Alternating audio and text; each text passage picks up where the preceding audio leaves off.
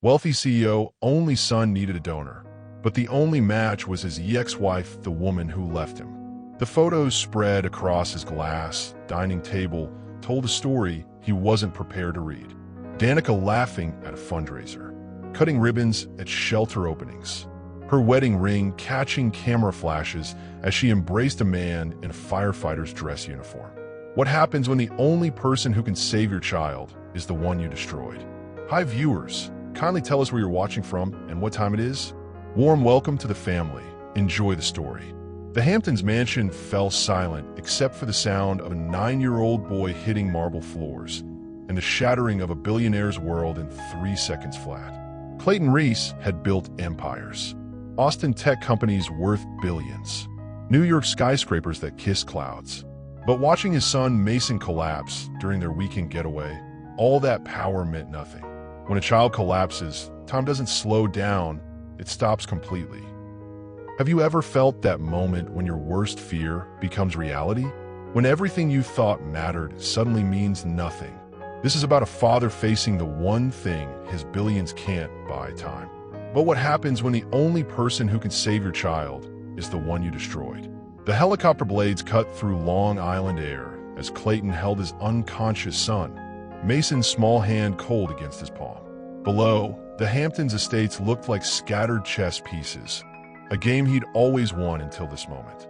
3 hours earlier, he'd been in bed with Vivian, his current girlfriend. She'd traced patterns on his chest, talking about vacation plans and charity galas. Normal rich people problems. Now, her shallow concerns felt like background noise from another life. "Daddy," Mason had whispered before breakfast, touching his stomach. "Something feels wrong." Clayton had dismissed it. Kids complained. They ate too much candy, stayed up too late. But when Mason hit the kitchen floor, eyes rolling back, Clayton's world shifted off its axis. The hospital emergency room buzzed with controlled chaos. Doctors threw around medical terms that might as well have been foreign languages. Blood tests, CT scans, more tests. "Mr. Reese," the doctor said, clipboard in hand like a weapon, "your son has a rare blood disorder. We need to discuss treatment options immediately." Clayton pulled out his phone, ready to call the best specialist money could buy. Whatever it costs. It's not about money. The doctor's voice cut through his assumptions. "We need a stem cell transplant. From a genetic match. A close family member." The room tilted. Clayton stared at his son's pale face, machines beeping around them like countdown timers. "Have you contacted his mother?" Clayton's blood turned ice. He hadn't spoken to Danica in 10 years, and she had every reason to let their son die. If you've ever wondered how far you'd go to save someone you love, this story will test every boundary you thought you had. Follow along as we discover what happens when the past you buried refuses to stay dead. The words hit harder than any business loss. "We need a genetic match for stem cells. Have you contacted his mother?" As Clayton stared at the doctor, one terrible truth became clear. Finding Danica was just the beginning. Convincing her to help would require facing lies he'd spent a decade perfecting. Finding someone who doesn't want to be found is easy when you have unlimited resources, until you realize they've been hiding in plain sight all along. Clayton's private investigator worked fast. Money opened doors that stayed locked for regular people. Within 48 hours, the file landed on his Austin penthouse table like evidence of a crime he'd tried to forget. The photos spread across his glass dining table told a story he wasn't prepared to read. Danica laughing at a fundraiser, cutting ribbons at shelter openings, her wedding ring catching camera flashes as she embraced a man in a firefighter's dress uniform. She looked radiant, more beautiful than when they were married, happy in ways she'd never been with him. Subject relocated to Atlanta 5 years ago. The investigators' report read, married to Marcus Williams, firefighter, age 34. Runs nonprofit organization supporting single mothers. No children of her own. That last line hit like a physical blow. No children of their own.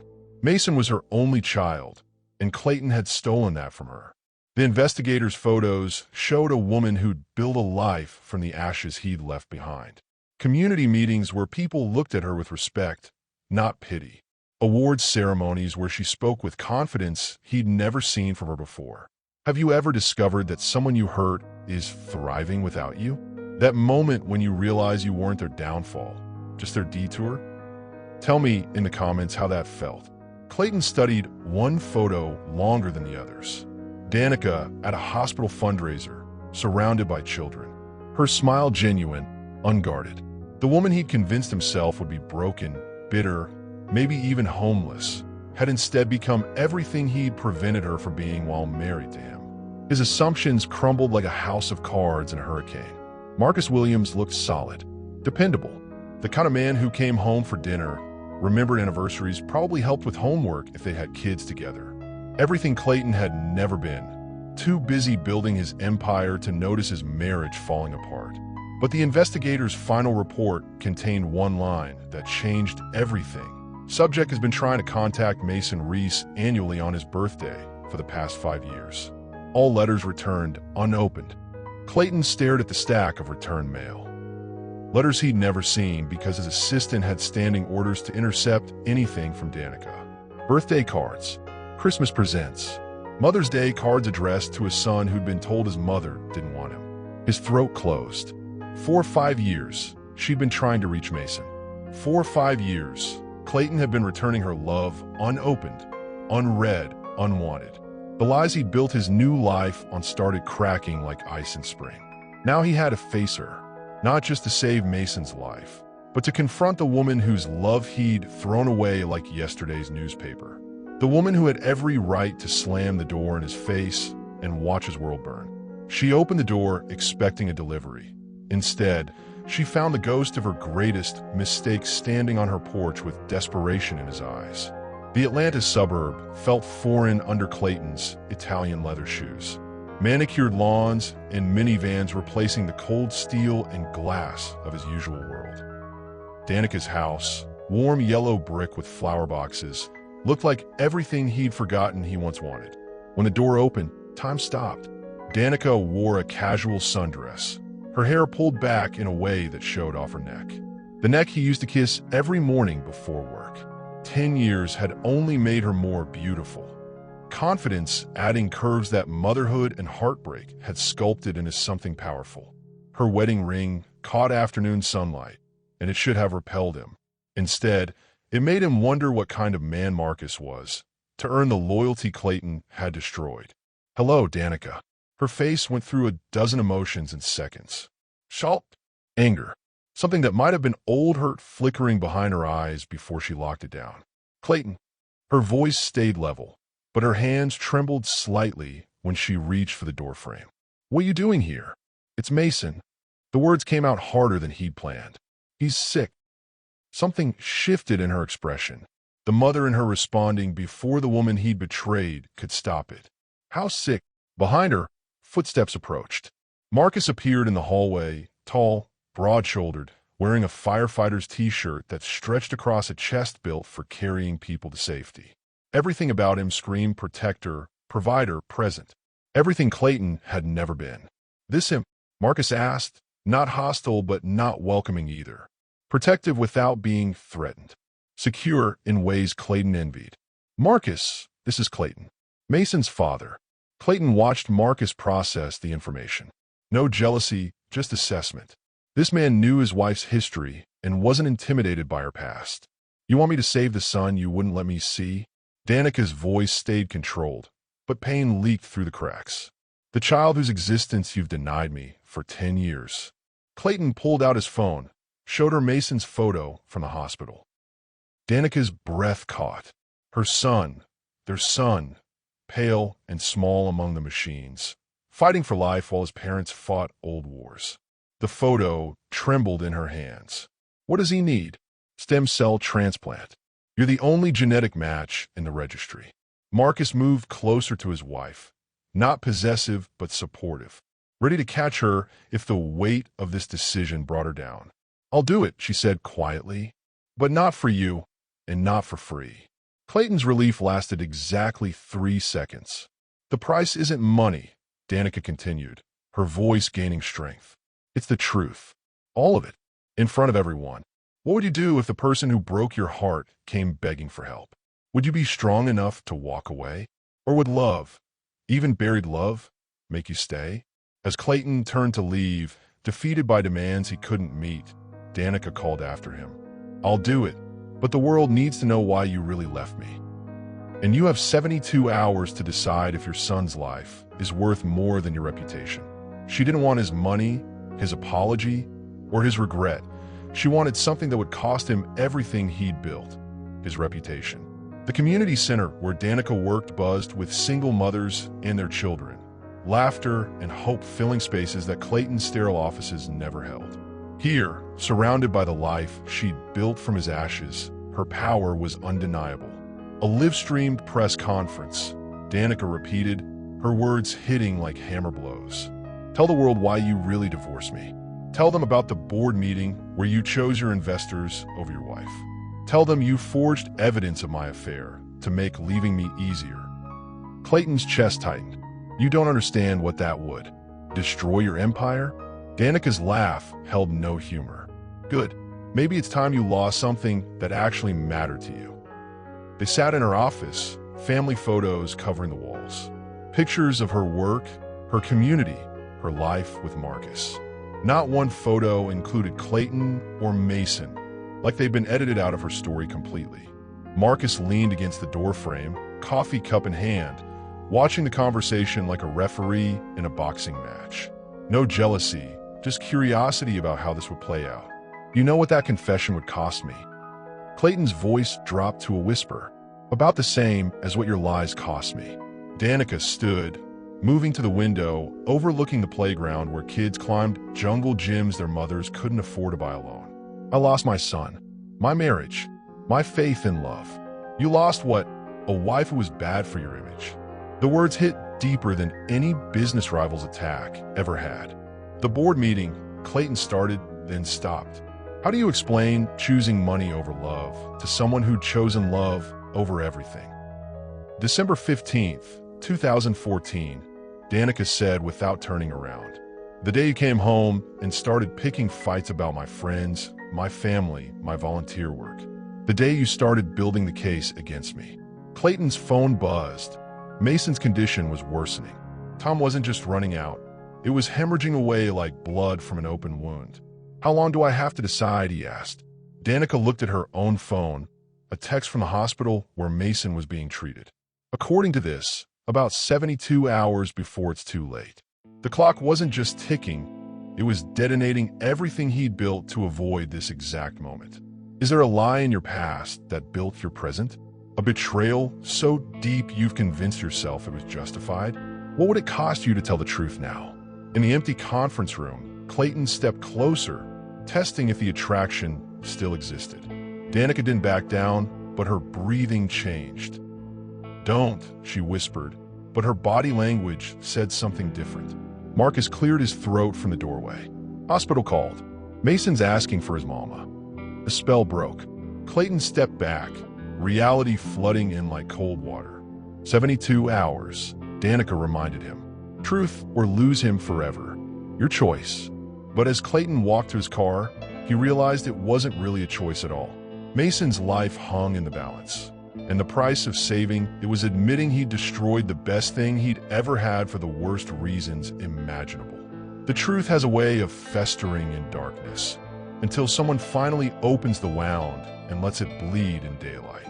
10 years ago, the Austin boardroom had felt like a battlefield disguised as mahogany and marble.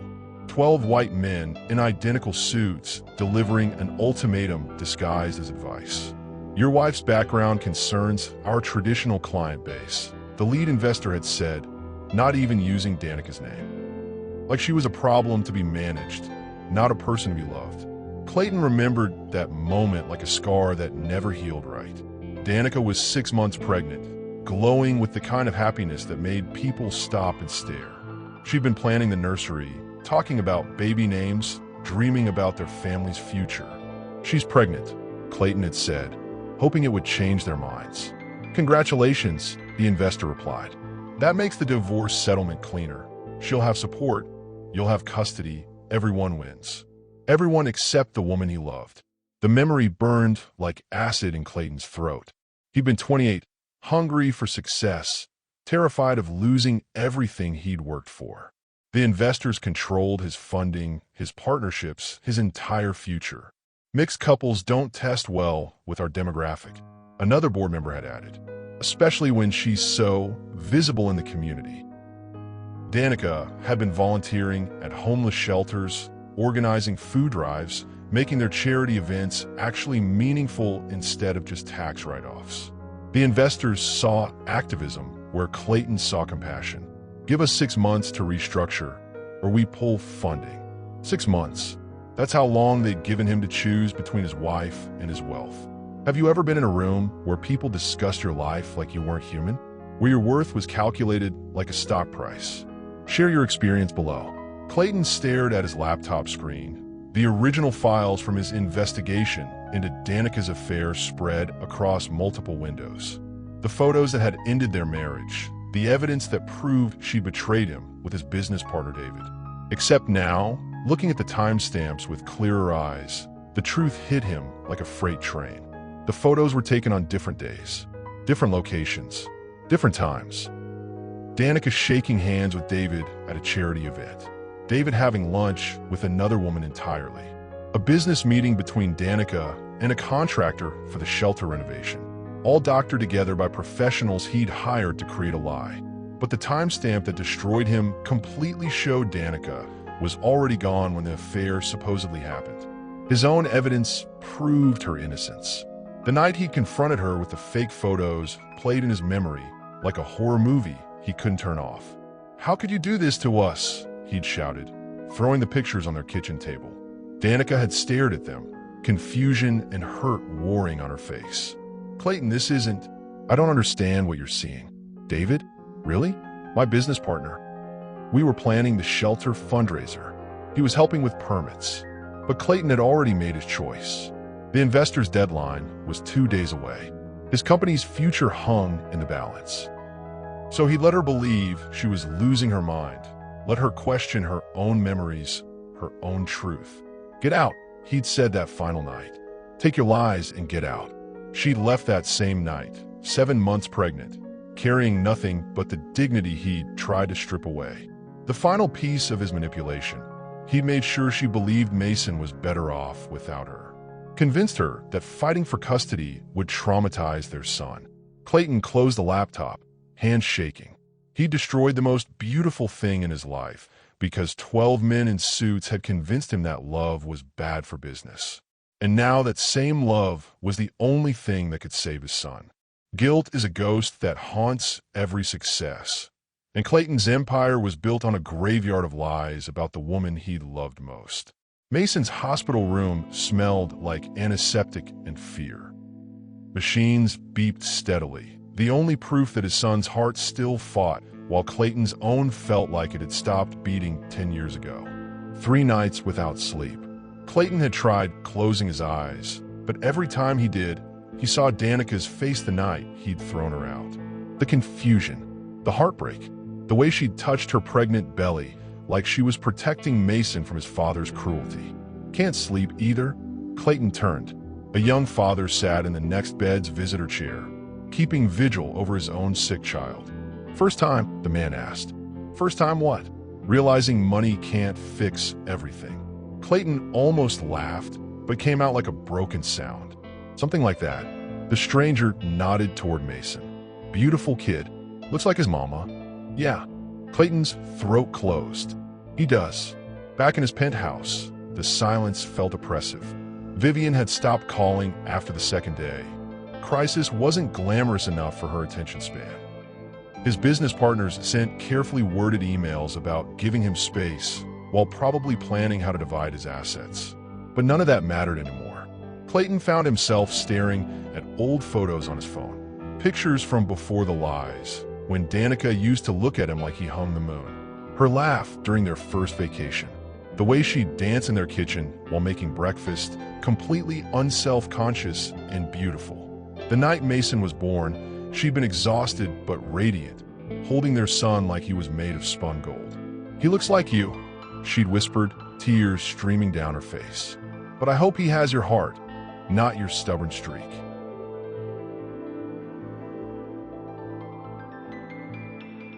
Clayton had kissed her forehead, promising silently to be the father and husband they deserved. 2 months later, he'd thrown her out of their lives forever. What's the difference between protection and control? Between love and possession? Have you ever destroyed something beautiful because you were afraid of losing it? He pulled up Mason's contact on his phone, thumb hovering over the video call button. His son had been asking for his mother for 3 days. Clayton had deflected, made excuses, anything to avoid admitting that Mama was coming, but only if Daddy was brave enough to tell the truth. The phone rang before he could make the call. "Mr. Reese?" The nurse's voice was gentle but urgent. "There's a woman here. Says she's Mason's mother. She's been sitting in the parking lot for 3 hours." Clayton's heart stopped. Through the hospital window, he could see her, Danica, alone in her car, staring up at the pediatric ward with tears streaming down her face. She'd come. Despite everything he'd done, every lie he'd told, every year he'd stolen from her relationship with Mason, she'd come. But she was waiting, not storming in, not demanding access. Waiting for permission to see the son she'd been denied for a decade. The woman he'd accused of being selfish was showing more grace than he'd ever deserved. Clayton grabbed his keys, heart hammering against his ribs. It was time to face the music and pray that 10 years of silence hadn't killed every chance at redemption. Some conversations can only happen in places where life and death shake hands, where pretense dies and truth finally gets to breathe. The pediatric ward's pastel walls and cartoon decorations felt obscene against the gravity of dying children. Danica moved through it like she belonged, stopping at every room to offer silent prayers, a mother's instinct never dimmed by distance or time. Clayton watched her from a nurse's station, recognizing something he'd forgotten. Danica had always been drawn to broken things, always believed in healing what others thought was beyond repair. "Room 314, he said quietly when she reached him. She nodded, not trusting her voice. They walked side by side down the corridor, their footsteps echoing like a countdown to reckoning. Mason looked smaller than his 9 years, dwarfed by machines and medical equipment. But when Danica stepped into the room, something shifted in the air, even unconscious. Mason seemed to sense her presence. "He looks like you," Danica whispered, smoothing his hair with trembling fingers. "But he has my stubborn streak. I can tell from here." Clayton's throat tightened. "You don't know him. I know he stopped eating green vegetables at age 4 and started again at 7. I know he's left-handed, but forces himself to write right-handed. I know because I've been watching, Clayton. From a distance, but watching." The words hit like physical blows.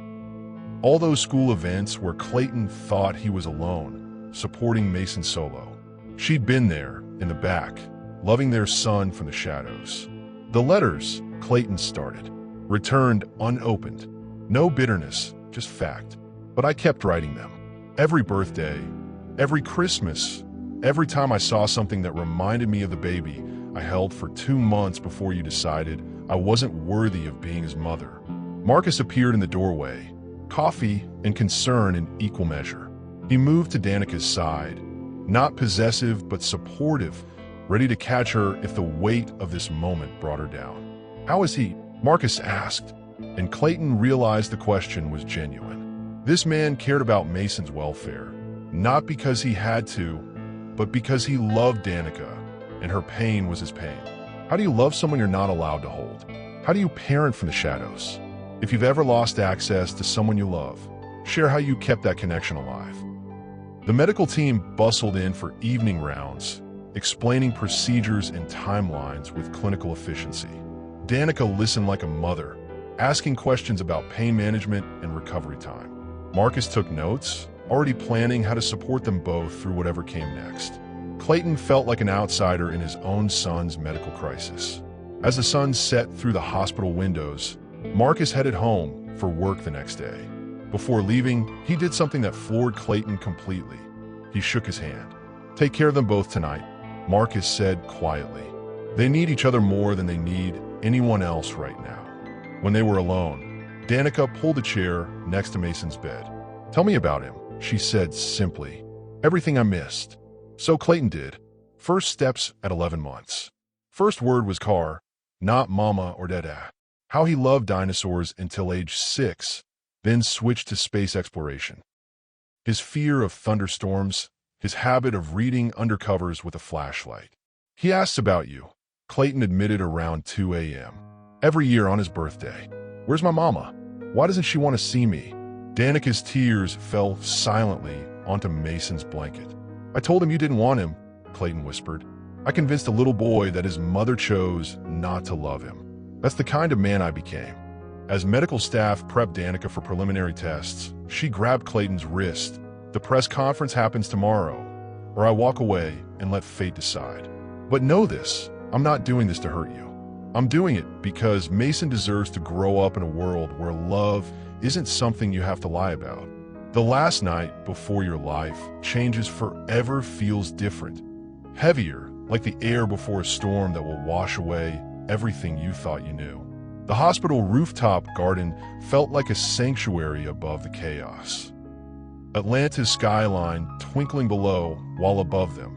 Stars witnessed a conversation 10 years overdue. You could have fought for him, Clayton said, breaking the silence that had stretched between them for hours. Danica pulled Marcus's jacket tighter around her shoulders. With what? You had lawyers, money, connections. I had a newborn and a broken heart. You convinced me that fighting would hurt Mason more than walking away. I was protecting your image. Her voice cut clean. Not Mason, not me, your precious reputation. Clayton stared at the city lights, each one representing lives he'd never have to worry about, families he'd never have to sacrifice for profit margins and investor approval.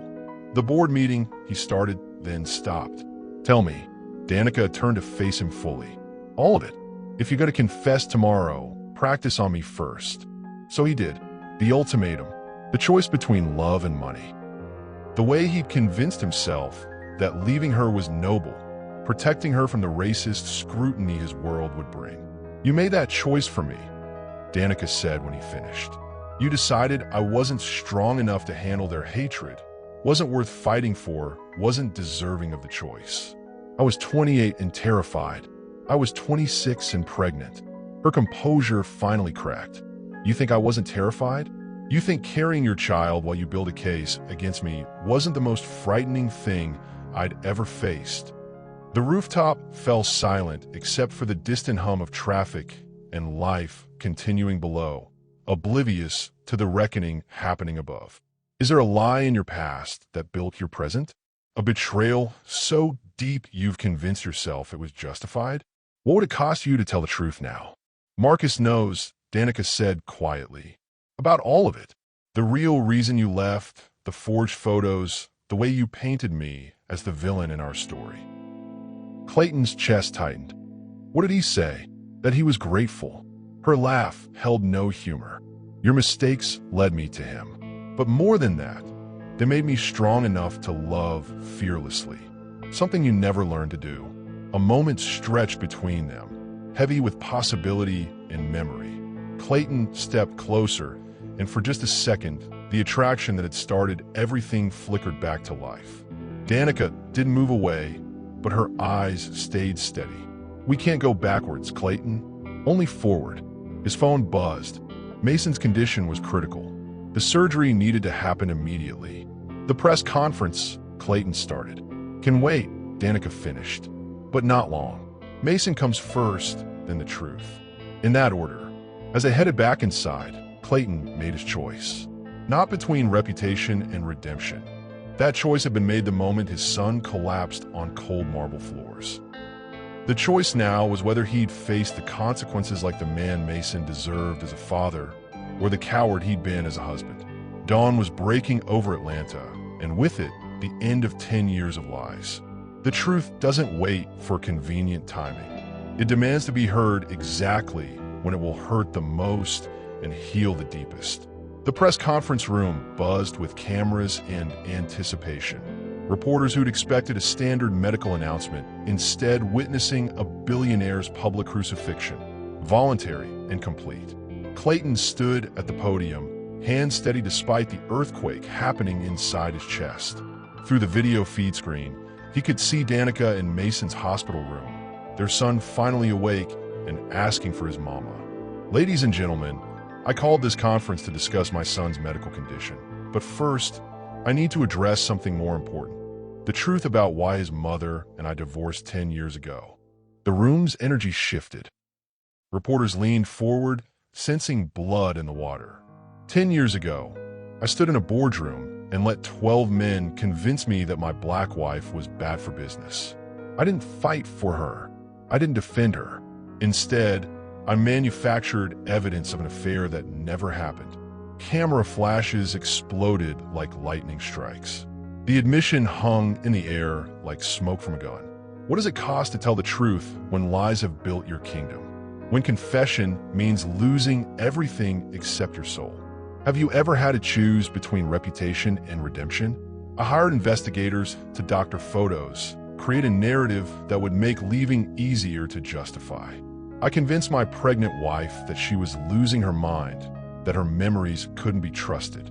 I destroyed the most beautiful thing in my life because I was afraid other people would see what I wasn't worthy of.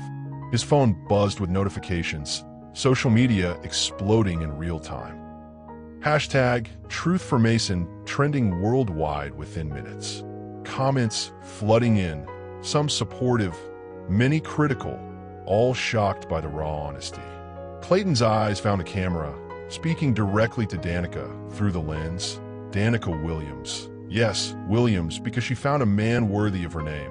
I destroyed our family because I chose my investors' comfort over your dignity. I chose my reputation over our son's right to know his mother. In the hospital room, Danica wiped tears from her eyes as Mason squeezed her hand. "Is that really Daddy?" he whispered, voice weak but curious. "Yes, baby. That's your daddy telling the truth." The press conference continued, Clayton methodically dismantling every lie he'd built his new life on. The board meeting, the ultimatum, the way he convinced himself that leaving her was protection instead of abandonment. My son is fighting for his life because his mother, the woman I accused of selfishness, agreed to donate stem cells to save him. Not for money, not for reconciliation, but because love doesn't die just because someone tries to kill it with lies. Live comments poured across the screen. "This man is brave for admitting this. Too little too late. That poor woman. Where was this honesty 10 years ago?" Clayton read them all, accepting both praise and condemnation with equal measure. "I built an empire on the foundation of a lie. Today, I'm choosing to let that empire crumble rather than continue building on the bones of the family I destroyed." The questions came fast and brutal. How long had he planned this deception? What did his current board think? Would he resign? "My son is more important than my stock price," Clayton answered. "His mother's dignity matters more than my reputation." It took nearly losing him to remember what I should have known all along. Love isn't something you manage or control. It's something you honor, even when it costs you everything else. Mid-confession, his phone buzzed. Emergency text from the hospital. His face went white as he read, "Mason coding. Need mother here now." The cameras caught everything as he ran from the podium, leaving his half-finished truth hanging in digital space. Racing toward the hospital where his son was fighting battles that money couldn't win. In operating rooms, there are no billionaires or activists, no ex-husbands or wronged wives. Just two parents united in terror, praying to any God who'll listen. The surgical waiting room's fluorescent hum competed with whispered prayers and the distant beeping of machines fighting to keep children alive. Here, wealth meant nothing. Only hope and love held any currency. Clayton burst through the hospital doors to find Danica already scrubbed and prepped for emergency surgery. The stem cell extraction would happen simultaneously with Mason's transplant, a race against time with their son's life hanging in the balance. "How bad?" Clayton asked the surgeon. "Touch and go. His body is rejecting everything we've tried. This transplant is our last option." Through the surgical suite windows, they could see Mason on the table, small and pale under harsh lights. Medical staff moved around him with practiced urgency, their son the center of a carefully choreographed dance between life and death. "I should have brought him to you years ago," Clayton whispered. Danica, for in her arm as they prepared to harvest her stem cells, squeezed his hand. "We're here now. That's what matters." Marcus arrived within the hour, still in his firefighter uniform from the night shift. He kissed Danica's forehead, shook Clayton's hand without hesitation, and settled in for the long wait. "Any word?" Marcus asked. "Surgery just started. 8 hours minimum." They sat in uncomfortable plastic chairs, three adults who'd never imagined sharing this particular hell. Outside, protesters had gathered, some supporting Clayton's honesty, others condemning his past actions. The media circus continued, but inside the hospital, only Mason's heartbeat mattered. Have you ever realized that anger was just love with nowhere to go? That forgiveness isn't about forgetting, it's about freedom? Share what that moment looked like for you. Hour 3 brought complications. Mason's blood pressure dropped. Emergency medication. More doctors rushing in and out of the surgical suite like battlefield medics.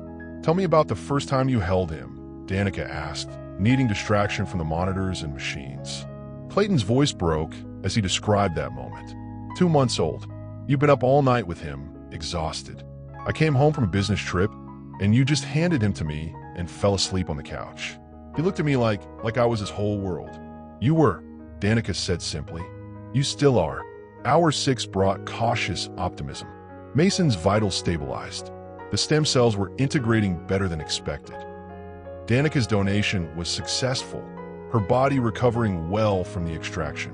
Marcus dozed in his chair, exhausted from his own night shift and the emotional weight of watching his wife save her ex-husband's child.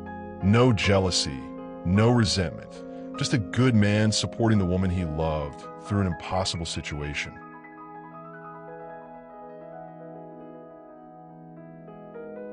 "I don't deserve this," Clayton said, watching Marcus sleep. "Either of you. Deserve has nothing to do with love," Danica replied. "It never did. Love just is messy, complicated, bigger than our mistakes." Hour 8 brought the news they'd been praying for. The surgeon emerged, exhausted but smiling. The transplant took, but we won't know if his body accepts it for 72 hours. The next 3 days will determine everything. As if 10 years of separation hadn't been enough of a test. Recovery rooms are where souls heal alongside bodies, where parents remember that love multiplies rather than divides, even when it's been buried under years of hurt. Mason's recovery room, filled with flowers from strangers, moved by Clayton's confession, proof that truth, however painful, resonates deeper than lies ever could. Cards from other families facing medical crises. Drawings from children who understood that sometimes grown-ups make mistakes, but love finds a way. "Mama?" Mason's voice was weak, but clear as his eyes fluttered open. Danica leaned over his bed, tears streaming freely. "I'm here, baby. Mama's here. Are you real? Or am I dreaming again?" "Real as rain," she whispered, smoothing his hair the way she dreamed of doing for 10 years. "I'm not going anywhere." Clayton watched from the doorway, seeing his son's face light up in ways it never had with just him in the room. Mason had always been a good kid, but with Danica there, he seemed complete, like a missing piece had finally clicked into place. "Dad," Mason turned toward Clayton. "I saw you on TV. You were telling the truth about Mama." Clayton moved closer, taking Mason's other hand. Every word. "I'm sorry it took so long. Are you going to be friends now? Like real friends?" The question neither adult knew how to answer, but both desperately wanted to try. Is it possible to love someone you can't be with? To find peace without getting back together? What does healthy co-parenting look like after betrayal? Over the next few days, they fell into a rhythm. Danica stayed during the day, Clayton took night shifts. Marcus brought coffee and encouragement, treating Clayton not as a rival, but as Mason's father who needed support. "I hated you for so long," Danica admitted during one late-night conversation. "I forgot I also loved you. Not romantic love. That belongs to Marcus now. But the love of shared creation, shared history. The love of two people who made something beautiful together." Mason's recovery progressed steadily. The stem cells integrated perfectly, his blood counts improving daily.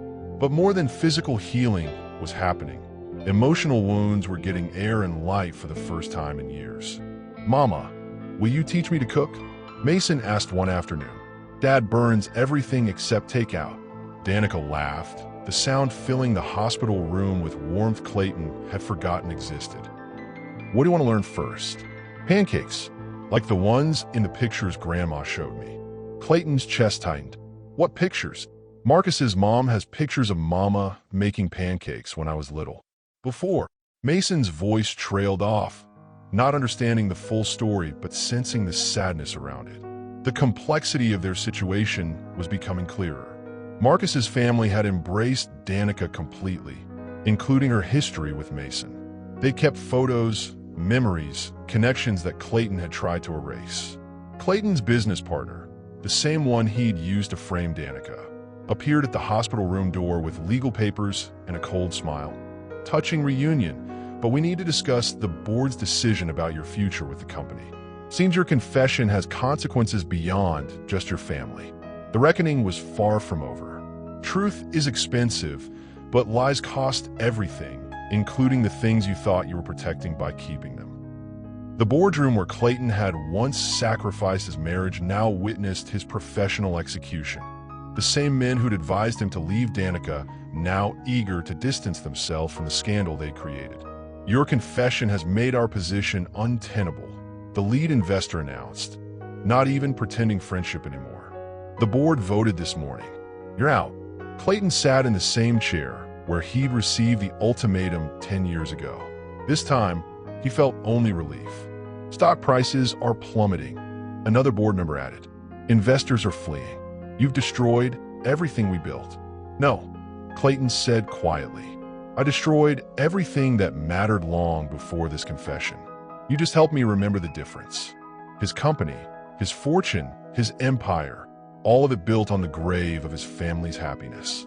Watching it crumble felt like finally being able to breathe again. Have you ever watched someone face the consequences of their choices with dignity? What's more admirable, never making mistakes or owning them completely when you do? The media response was split. Older demographics and traditional business publications condemned his unprofessional disclosure. Younger audiences and social justice advocates praised his honesty about systemic racism in corporate culture.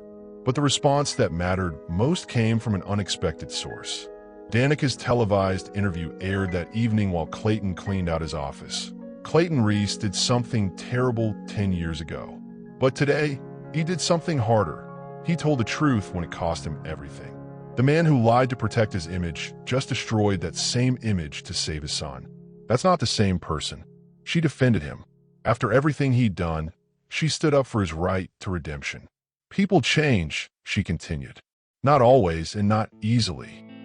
But when someone shows you who they're becoming instead of who they were, maybe we should pay attention to that growth instead of just their past mistakes."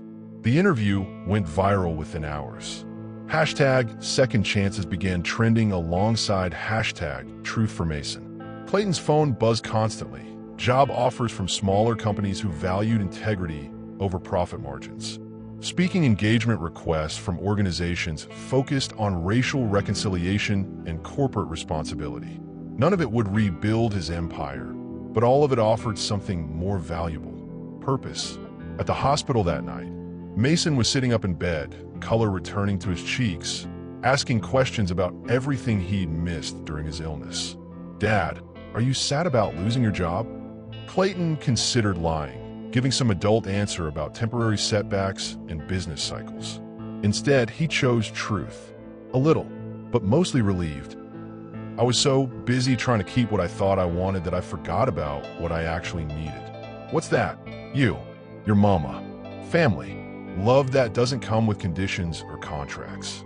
Marcus appeared in the doorway with evening coffee, a ritual he'd maintained throughout Mason's recovery. "Mind if I join you?" As the three adults sat around Mason's bed, something shifted. Not romantic reconciliation. That ship had sailed and found a better harbor, but something more stable. Family, redefined and rebuilt on truth instead of lies. As Clayton cleaned out his office, he found an old photo tucked behind his computer. Danica pregnant with Mason, glowing with happiness he'd forgotten she'd once felt with him. On the back, her handwriting, "For the man who made me believe in love that lasts forever." The irony cut deeper than any business loss. But looking at it now, he realized something profound. The love had lasted forever, just not in the way they'd expected. It had transformed, evolved, found new expressions through their son and the grace she'd shown in forgiving him. Maybe that was enough. Maybe that was everything. Sometimes losing everything you thought you wanted reveals everything you actually need, including the strength to build something better from the ashes. The community center where Clayton now volunteered looked nothing like his former corner office. No marble or mahogany, just folding chairs and hope. But for the first time in years, he felt like he was building something that mattered. "Mr. Reese, can you help with this?" A teenage mother gestured toward a broken computer, her infant balanced on her hip with practiced ease. Clayton knelt beside the machine, remembering when technical problems were someone else's responsibility. Now he fixed what was broken with his own hands, found satisfaction in solutions that didn't require board approval or investor meetings. 6 months after his confession, the media attention had shifted to other scandals. His story had become something different, not a cautionary tale about hubris, but a redemption arc about choosing truth over comfort. Danica entered the center carrying boxes of donated supplies, Marcus beside her with their monthly contribution of time and resources. Their marriage had grown stronger through the crisis, tested by fire, and found to be built on solid ground. "How's Mason?" Clayton asked. "Cancer-free, 6 months running," Danica smiled. "Doctor says the transplant was completely successful. He wants to start Little League this spring. Both teams are going to fight over him," Marcus added. "Kid's got your competitive streak and Danica's heart." Working late together on a joint project between their organizations, Clayton and Danica fell into an easy rhythm. The attraction was still there, probably always would be, but it had transformed into something healthier. Mutual respect, shared purpose, co-parenting unity. What would you build if you had to start over with nothing but the truth? What really matters when everything else falls away? Share your thoughts below. "I never thanked you," Clayton said as they locked up the building together. "For what?" "Defending me. On TV, in interviews. You didn't have to do that." Danica paused at her car door. "Yes, I did. Mason needed to see that people can change, that mistakes don't define you forever. Plus," she smiled softer now, "I remembered why I fell in love with you in the first place. Not the successful businessman, but the man who used to stay up all night talking about changing the world. I lost sight of him somewhere along the way, but you found him again. That's what matters now." Clayton's phone buzzed, a text from Mason with a photo of his science fair project about stem cell research. "Look what I made, Dad. I want to help other kids like me when I grow up." The image showed Mason grinning beside his display, healthy and happy and full of dreams about using his experience to help others. At the bottom of his poster, he'd written, "Sometimes the best medicine is love that doesn't give up." "He's going to change the world," Danica said, looking over Clayton's shoulder at the photo.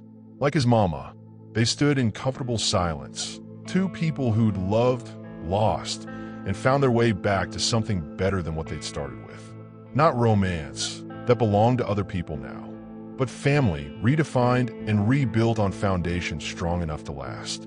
At Mason's 10th birthday party, the first they'd celebrated together in years, Clayton watched Danica laugh with Marcus, truly happy. As Mason blew out candles, he made a wish that surprised everyone. "I wish all kids could have parents who choose love over being right." The adults realized the 10-year-old had just taught them everything about forgiveness. The measure of a man isn't whether he falls. It's whether he gets up with grace and uses his scars to help others heal. 1 year later, the annual gala for their combined nonprofits buzzed with energy. Former enemies now allies, broken families now healed, all because two people chose truth over comfort. Clayton stood at the podium, no longer the powerful CEO, but something better. A man who'd learned to measure success in lives changed rather than profits earned. I used to think success meant never admitting mistakes, he told the crowd. Now, I know it means making them into something useful. My son is alive because his mother was brave enough to demand the truth and strong enough to offer grace when I finally told it. The audience, a mix of corporate leaders, community activists, and families they'd helped, responded with genuine applause. Not the polite golf claps of boardroom meetings, but real appreciation for authenticity. Mason, now 11 and cancer-free for over a year, sat at the front table between his parents and stepfather. The sight that would have once torn Clayton apart now filled him with gratitude. His son had 3 adults who loved him unconditionally, more family, not less. What does redemption look like in real life? Not perfect endings, but better beginnings? Share a story of someone who used their mistakes to help others.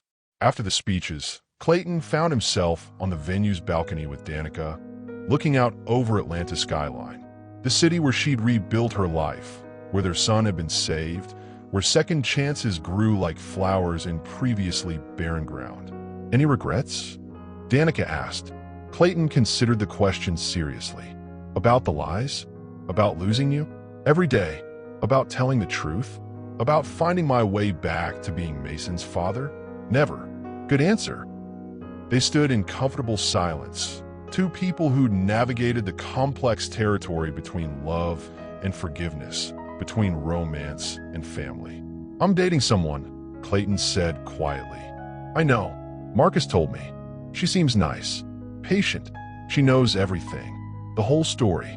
Says she fell in love with who I became, not who I was. Danica smiled.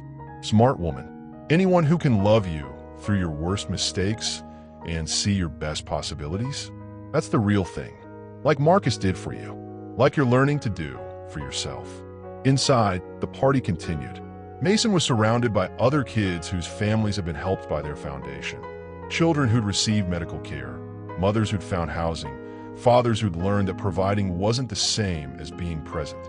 He wants to be a doctor, Danica said, watching their son explain his latest science project to a group of younger kids.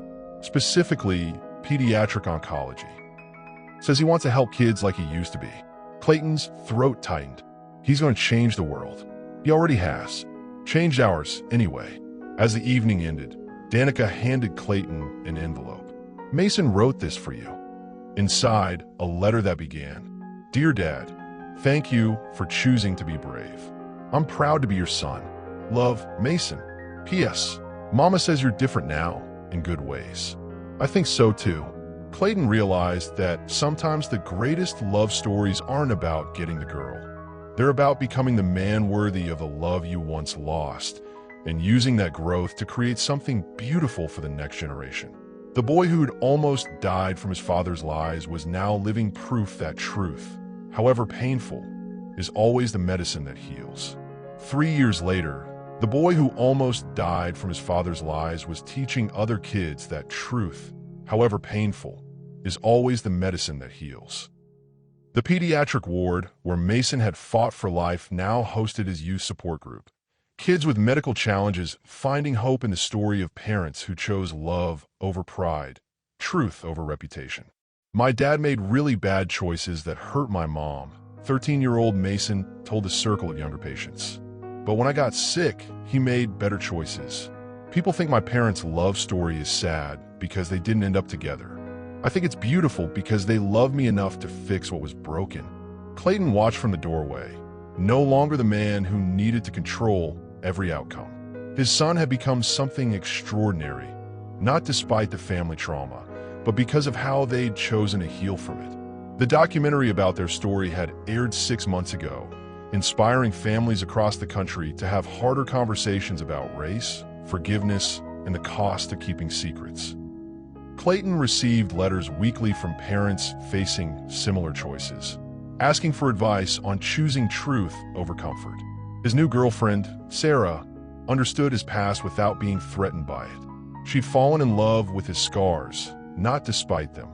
Proof that healing attracts the right kind of love. Ready? Sarah asked, appearing beside him with coffee and a gentle smile that had convinced him he was worthy of a second chance at happiness. Always, he replied, meaning it in ways that surprised him daily. Their joint foundation had helped over 300 families navigate medical crises without having to choose between love and survival. Each success story felt like interest earned on the investment of his confession, proof that truth compounds over time, creating value that lies could never generate. So what would you do if someone saw your mistakes as opportunities for growth instead of reasons for condemnation? Would you be brave enough to rebuild? Strong enough to forgive? Comment below with what you learned from Clayton and Danica's journey. Danica and Marcus had renewed their vows the previous spring, their marriage strengthened by weathering storms that would have destroyed relationships built on weaker foundations. Their ceremony included Mason as best man and Clayton as an honored guest, a blended family structure that confused some people but worked perfectly for them. The most powerful redemption doesn't erase the past, Clayton had said in his recent TED Talk. It transforms it into wisdom that lights the way forward for others. The talk had gone viral, not because of scandal this time, but because of hope. If this story moved you, hit that like button and subscribe for more stories about the courage it takes to choose love over fear, truth over comfort. Tell me in the comments what part of their journey resonated most with you. And remember, the most powerful redemption doesn't erase the past. It transforms it into wisdom that lights the way forward for others. Mason, now healthy and confident, stood before his support group with the quiet authority of someone who'd survived the worst and found purpose in helping others do the same. Sometimes grown-ups make mistakes because they're scared, but the best ones figure out how to turn their scared into brave. That's what heroes really do. The circle of children nodded, understanding that heroism isn't about perfection. It's about the courage to face your mistakes and transform them into medicine for others who are still hurting. Clayton smiled, watching his son teach lessons about grace that had taken him 40 years to learn. Sometimes the best legacy isn't the empire you build, but the truth you leave behind for the next generation to build upon.